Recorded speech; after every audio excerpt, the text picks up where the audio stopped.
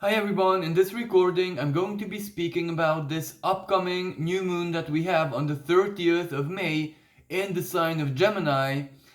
And you know, my life actually depends on me being my most positive, hopeful, and optimistic self because Jupiter is in the Aries part of my ascendant and I do kind of have to make it. But when the news is not that good, this is where I have to be kind of honest. I have to present things as they are and I cannot sugarcoat them. So if you are a little bit sensitive, I do advise you not to listen to my version of the new upcoming new moon in the sign of Gemini.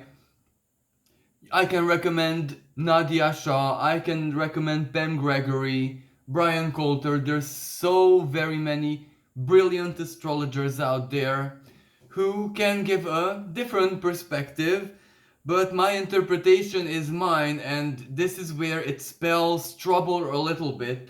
And I can very quickly show you the logic behind this, where even you, even if you are not very immersed in astrology, can determine that it's not a very good energy that we have upcoming. And the reason why is that new moon in Gemini, everything is okay until this part.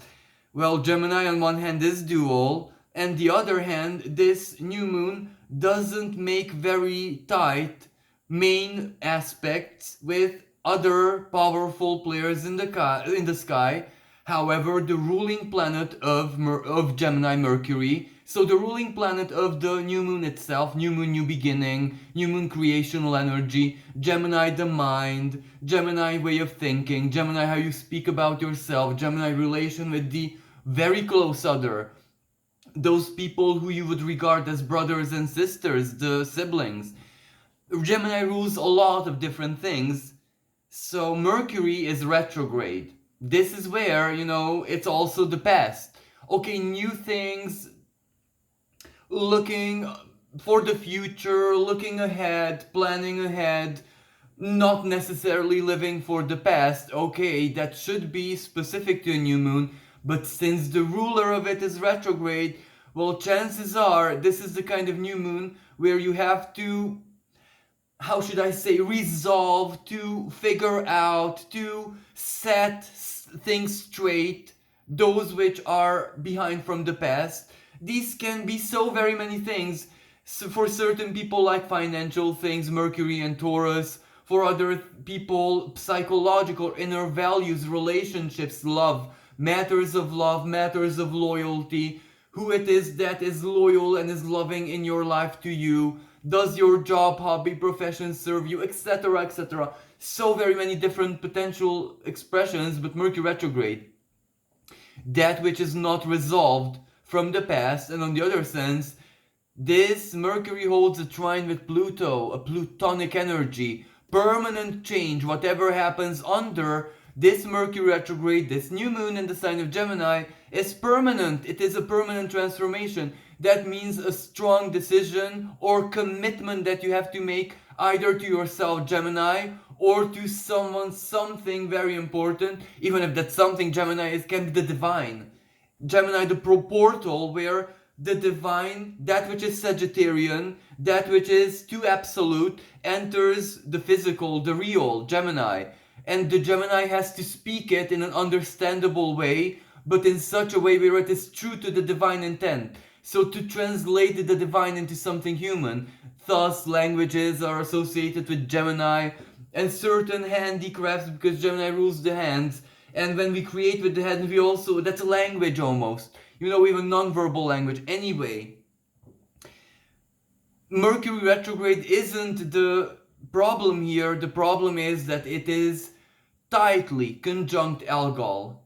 And Algol is a star, a fixed star, a permanent resident of Taurus at 26 degrees and let me just check my notes, 28 minutes of the sign of Taurus. Well, Algol is a head, a decapitated head. Algol is the source of corruption, the unclean. Algol is seen as a demon star, as the source of evil, as so very many things not associated with the light. But in this day and age, alcohol is very shiny. Alcohol is golden. Alcohol is the false light, that which glitters but does not have love in it. Because light, the light of the sun nurtures, it gives life. False light acts that way, but it doesn't give life, it just leaves you dead. As in, it's an empty promise, it's an illusion. It is the Maya used for unclean, corruptive purposes, but only that which has greed and vanity. I personally, me as my personal astrological practice, I always see in Algol, in the 26 degrees of Taurus, the earthly embodiment of Mammon, the greed, god of greed, the money, the unclean money, that money which is like a cancer, if you know what I mean, the greed inside of us.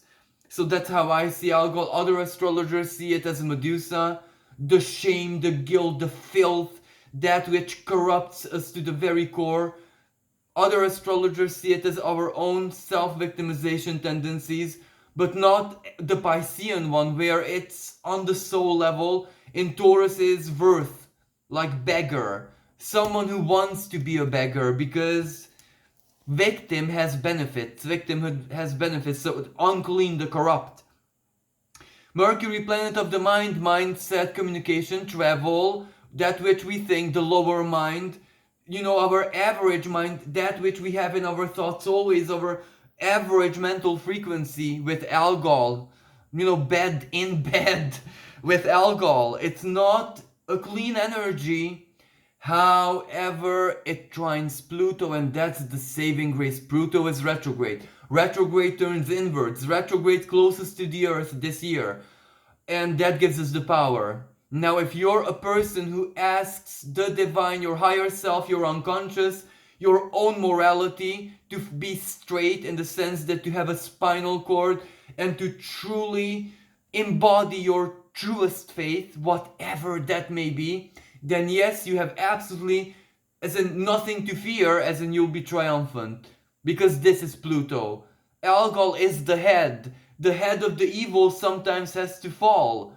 You are the one with the sword in your hand, the sword of truth, and you are the one who will choose which side Algol takes. If Algol is the head which falls, returns into the earth as dust, the trauma, the whatever weighed on your worth as a human being, as whatever, disappears. New moon, you reinvent yourself. Gemini, rebrand yourself. Rebirth your identity, your mindset, your way of thinking, your outlook on life, your relationships with others. This is where you can very much choose to embody trust, as in, well, you know what, I'm not gonna fear that everyone I come across is a criminal, has hidden intent, is unclean, or is a toxic, narcissistic person.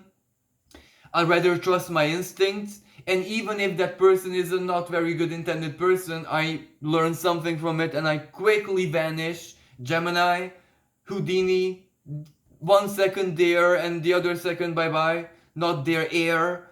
You're not in danger really. Rely yourself on your life experience and no one can deceive you. And this is the other part of the Algol energy, criminals. Criminals in the sense that not the average criminal, the head of criminality, the master mind criminals, those who are dressed as saints but are the devil themselves.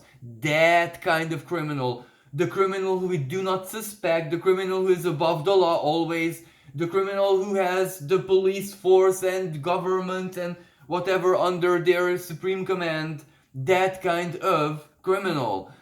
So that means that this energy, and I'm so sorry to say, this empowers fraudsters, identity theft. Under this new moon, there will be cyber terrorism, theft, money laundering. The internet will be a battlefield. It will be total chaos. If not server crashes and legal trials and what's censorship and what is healthy censorship, and this will go to court, this will go everywhere. and Algol is the head of the state ultimately. Because why? Even if the head of the state is like a saint, it is responsible for the karma of everything. So it will be blamed for everything. So that's Algol. Even if a saint, if they're blamed, if they're thrown filth at it, well, ultimately it doesn't matter. That's the role you embody. If you are a head of a state, that's your job to be also an Algolian kind of, I don't know, role in society. So where I'm going with this is revelatory energy, Pluto. You will know your leader. They will show their true colors. But that means not just displaying out on a world stage. Obviously that is the case. So this energy will represent a transformation, a change in the lives of heads of state, royalty, nobility, big and influential people. What kind of change will ultimately depends on them, because Gemini gives you the choice. But for the rest of us, well, it can be a parent, it can be an ex-partner, it can be a current partner. Someone is that Algol in our lives, and there will be like a confrontational moment, Plutonian moment, the truth pulled to the surface. And Gemini, we will be made, at least karmically speaking, or morally, spiritually, where it is just us and our souls, but we still have to give ourselves the answer. Do we keep this person in our lives, this value, this property, this can be money, this inheritance, this what business, this, do I close my business? This can be, life-changing energy. And also all of this is under the shadow of the scorpionic total lunar eclipse, and that means also permanent change. And this is one of the building blocks to that permanent change, ultimately, the lunations. So this is where we have to make that choice with total diligence. This is where we have to hold the power. This is where the fact that we're vulnerable, the fact that we have wounds, is not an excuse anymore for being stupid, for acting like a victim when really we're no longer the victim. That's the past. And for example, for some people who have any kind of planets or points in their chart conjunct this new moon, well, you can imagine that it's gonna be that much more stark, that much more reality check kind of energy. And I'll get to this in a moment. I have my Chiron, my natal Chiron here.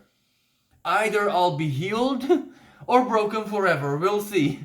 But anyway, of course this energy manifests over the course of the next 6 months, needless to say. And Gemini is usually quick, so this is where you'll know it almost straight away. Because, okay, what will happen, the physical outcome is one thing, but knowing it, intuiting it, anticipating it, making it happen, that's also Gemini. So you'll get the information of whatever this is for you personally very quickly. And also a very weaker aspect that this new moon conjunction of the sun and moon holds is a sextile with Mars. Yes, it is not a tight sextile, but it's Mars. Action, activator, work, decision. The energy that you put into this new moon is what you're gonna get.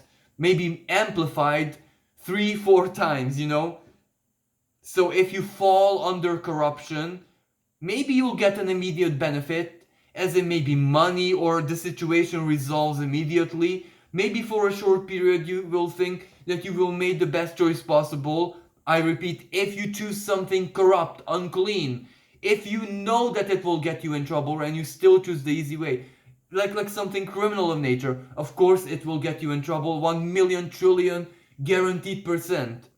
But if you make a wise choice, for example Pluto, to eliminate a bad habit from your life, a toxic person, to cleanse yourself from hurt, to forgive, to finally somehow ignore your low self-worth and at least try to act like a person with high self-worth.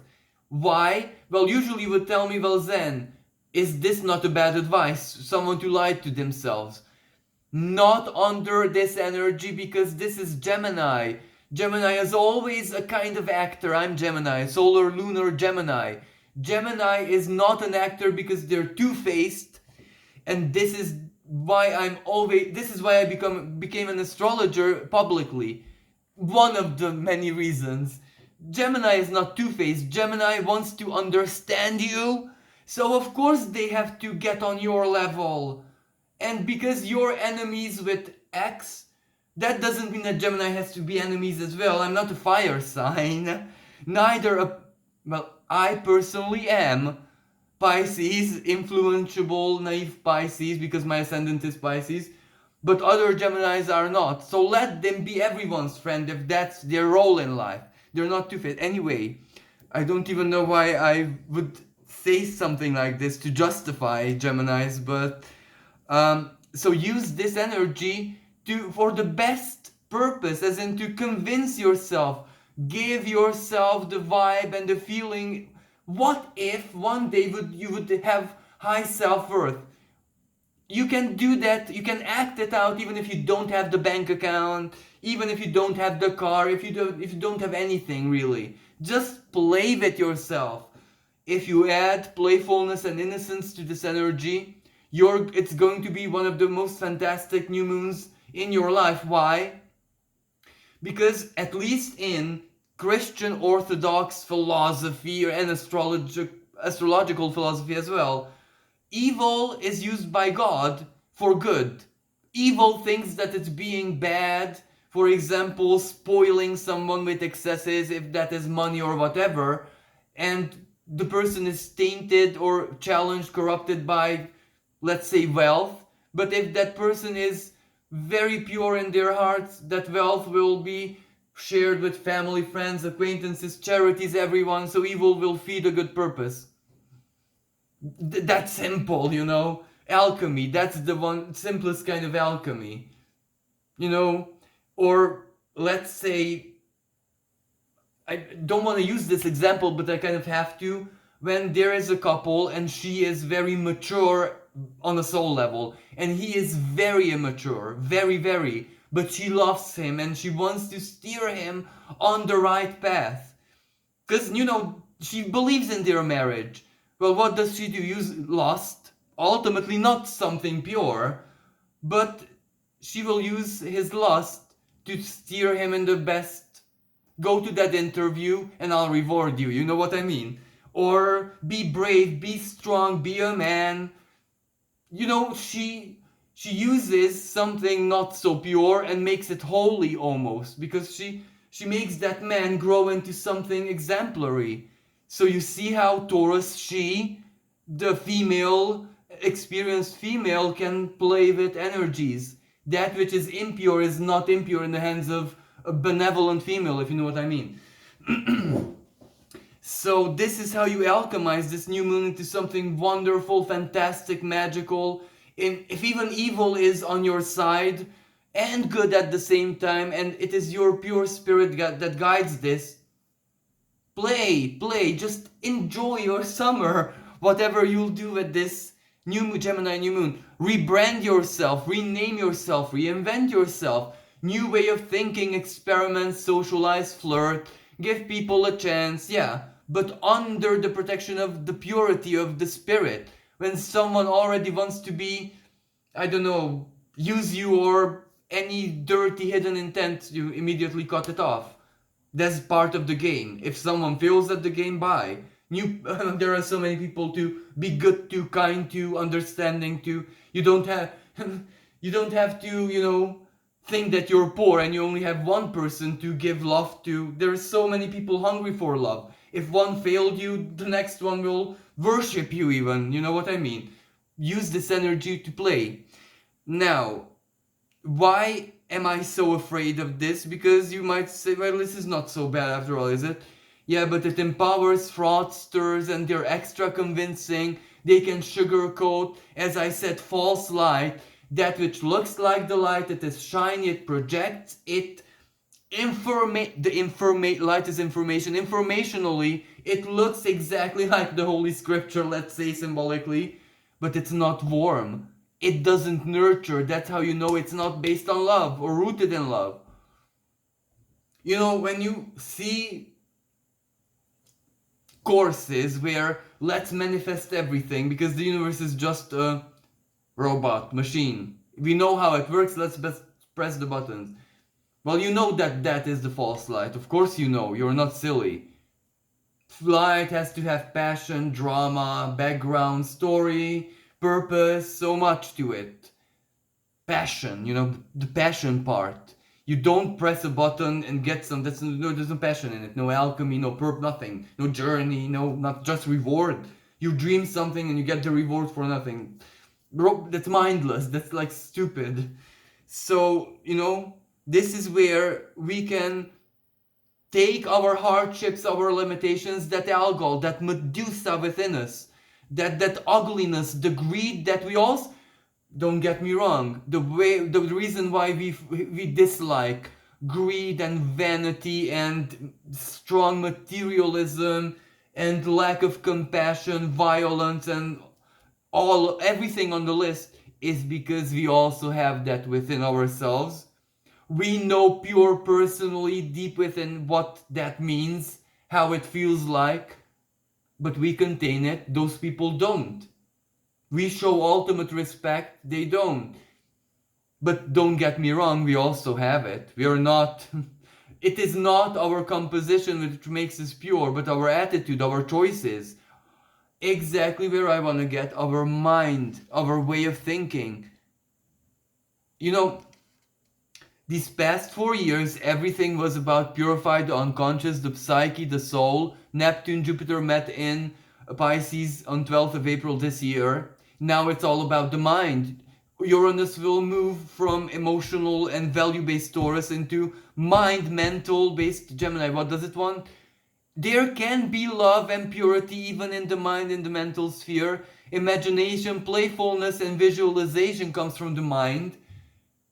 And that, if that has heart in it, well, ultimately you're doing the best job possible. Be that, do that, be that, play, daydream, be your most innocent adolescent self. And even when you cause trouble and you incite a bit of chaos or conflict, if you do it from the position of pure childlike innocence, and you of course take this, you're forgiven. The universe encourages you. It gives you, you know, fuel, gasoline to put on the fire. It loves your game. But because you take the slap, you're okay. Both of you karmically are best mates.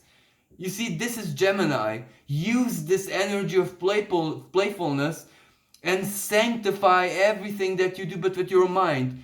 Pure thoughts, clean thoughts, beautiful thoughts, benevolent thoughts, optimistic thoughts, but not in a ridiculous way. Not in a mantra way where that has to be. When there is sadness, you stop and bow to the sadness. You see a dead animal on the street, you stop the smile. You don't philosophize, you give the respect, the sadness of your soul there for that animal. You cry, then you move on. And in 2 hours, yes, you smile again, but you gave the respect. That is non-toxic positivity and optimism. When, you know, Jupiter is not very, how should I say, comfortable in the sign of Gemini because it is pulled into 10 trillion direction, and the planet of faith can't handle that as much, so it just expands it. So that's almost like an insanity. And also, it's the ruling planet of Sagittarius, faith. And faith with the pure mental energy of Gemini, sometimes they're not good bedfellows. But when they are, because the mind is permissive and playful, that's the best marriage, between faith and the mind and the heart and emotion and everything. That is when your chakras are immediately aligned, just because your mind is beautiful and you feed beauty onto it.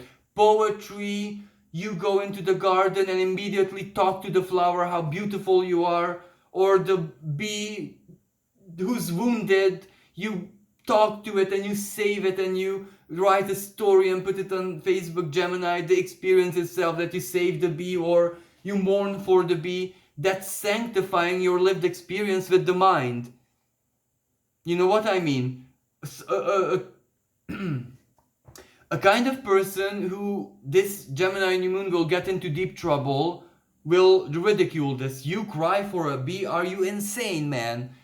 But that's where that person is not sacred at all. Nothing is sacred in that person, because even if it's in the heart, it didn't reach the mind. The mind blocks it. The mind is like an artificial intelligence.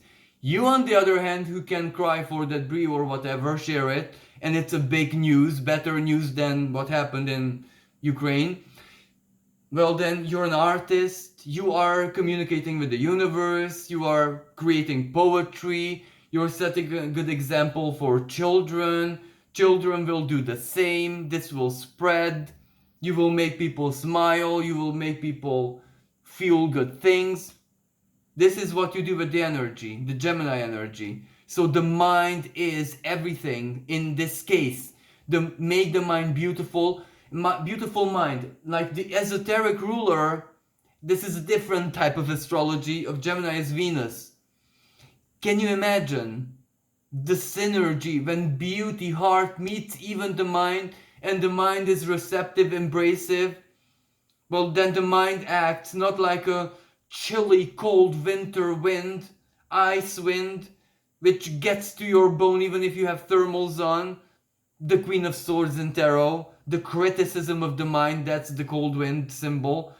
If it's like a summer breeze, and sometimes it even carries that misty rain that cools you down, emotion, misty rain, the water element, and it's also warm, the fire, the passion, and the earth, everything is, you can imagine, green around you and beautiful. When the elements are in harmony but with beauty, that's the sacredness of the experience. That gives you the alchemical power to do everything. If you are able, through your own journey and adventure and unique alchemy, to weave beauty in the beauty principle alchemically in your way of thinking, everyday way of thinking. And what I'm saying with this, when I wake you up at 3 a.m. in the depth of the night, the first word you say or the first reaction is that beauty. Like a reaction which is looking for beauty immediately as you become conscious. Then you've done it, then you're on the right path. This is how you make the universe your biggest fan. And when you're such a person with this mindset, the universe will allow you everything. You know what I mean? This is how you make the universe into your passionate admirer. Your life will change, everything will change. Because you neither take it seriously, because you can't, it's a game, the universe is a game also. But you neither treat it as, an immature game. You get involved and put passion and respect the rules, and you get into an optimistic state where, of course, you are looking forward to the future, when deep inside of you, the soul, the other parts of your being, not the mind, knows in full integrity that the universe is sending you flowers.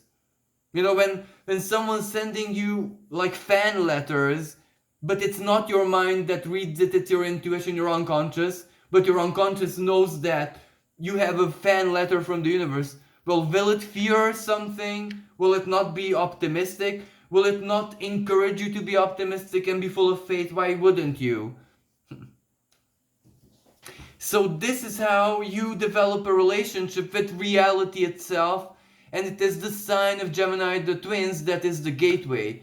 So I'm running out of time here, and I'm gonna split this into 2 parts because I have a couple of more guidance to give. So thank you for the first part.